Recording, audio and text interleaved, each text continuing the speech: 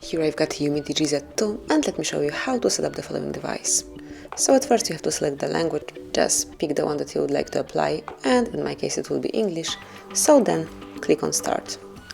Now you can connect your device to network by inserting SIM card, but I will skip it for now. You can also do it later. And then find your Wi-Fi, so this is mine, and connect your phone with the proper Wi-Fi network.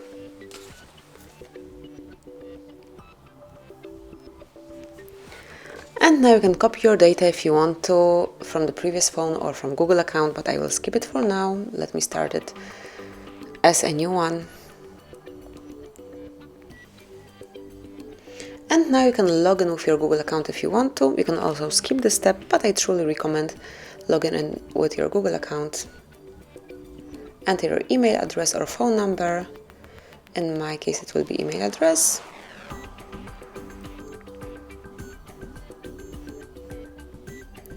And then tap on Next. Okay, so there is a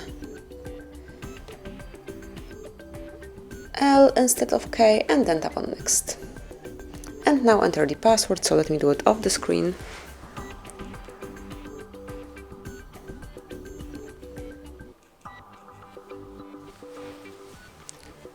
And now click Next again.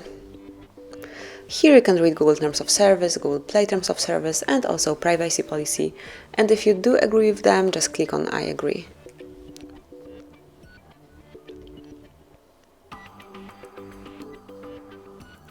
And now you can set fingerprint if you want to, so let me set it.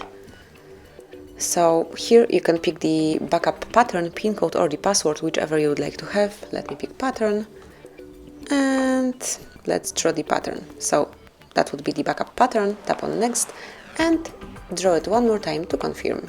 Then tap on Confirm, and it's time to enter the fingerprint. So the sensor is located on the back cover of your phone, right here. Just keep tapping like this, and here you can detect the progress. So let me just keep tapping until the fingerprint is fully added.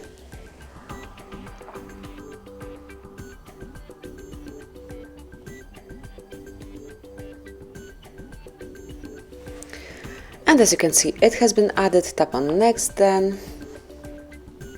Now you can also meet your Google Assistant, but I will skip all the options here.